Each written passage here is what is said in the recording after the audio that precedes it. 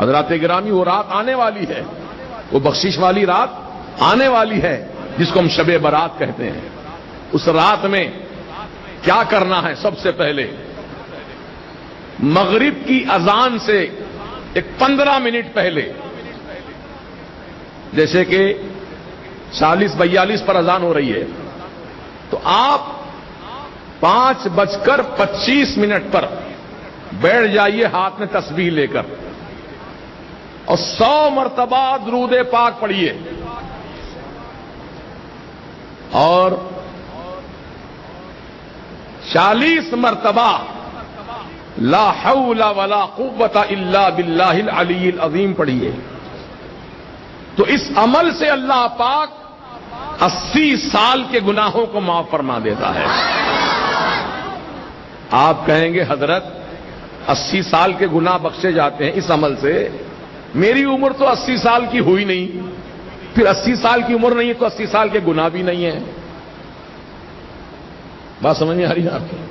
اب آدمی اگر 80 سال کا ہے تو 80 سال کے گناہ بھی ہوں گے اس کے، لیکن جس کی عمر ہی 80 سال نہیں ہے، ابھی تو 10 سال کا ہے، 15 سال کا ہے، 20 سال کا ہے، 25 سال کا ہے، وہ پوچھتا ہے کہ میری نیکیاں تو، میرے گناہ تو اتنے نہیں ہیں، میں تو 25 سال کا ہوں، بھی 80 سال تو اور آگے بہت زیادہ مجھے جینا ہے۔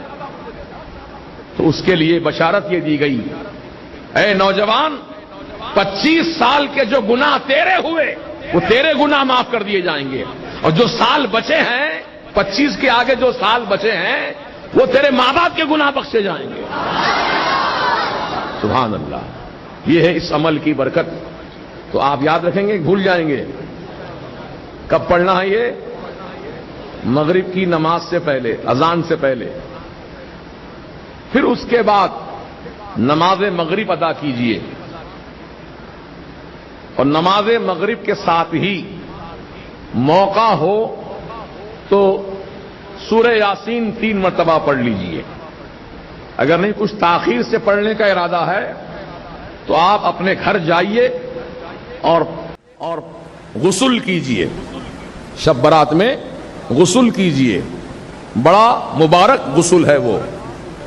مغرب کی نماز کے بعد غسل اس طرح کرنا ہے کہ پانی میں 7 عدد بیر کے پتے، کتنے پتے؟ 7 عدد بیر کے پتے پانی میں ڈال کر گرم کرو، ہر ایک آدمی کے 7 پتے۔ ایک آدمی کو غسل کرنا، 7 پتے ڈالے، پانی کو تھوڑا گرم کر لے، پھر اس پانی سے غسل کرے۔ تو اس کا فائدہ یہ ہے کہ اللہ تعالیٰ سال بھر تک اس کو جادو ٹونے سے محفوظ رکھے گا، جادو نہیں ہوگا اس پر۔ اب جو پہلے سے ہے وہ تو اس کا علاج کرانا پڑے گا، اس کو ہٹانا پڑے گا، لیکن آئندہ سال، یعنی یہ شب برات سے لے کے آنے والی شب برات تک، اب اس 1 سال کے عرصے میں کوئی نیا جادو اثر نہیں کرے گا۔ یہ اس کا فائدہ ہے۔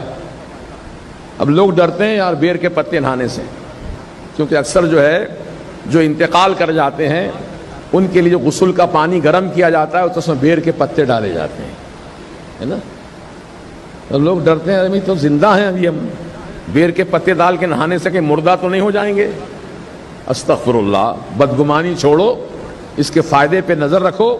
بیر کے پتے ڈال کے نہانے سے کوئی آدمی مردہ نہیں ہو جاتا ہے، بلکہ انشاءاللہ اس کو نجات مل جاتی ہے بلیات سے، اور جادو ٹونا سے بالخصوص اللہ پاک اس کو محفوظ رکھتا ہے۔ یہ بیر کے درخت میں بڑی تاثیر ہے، اور حکما فرماتے ہیں کسی کو جلدی بیماری ہے، اسکن کی بیماریاں ہیں،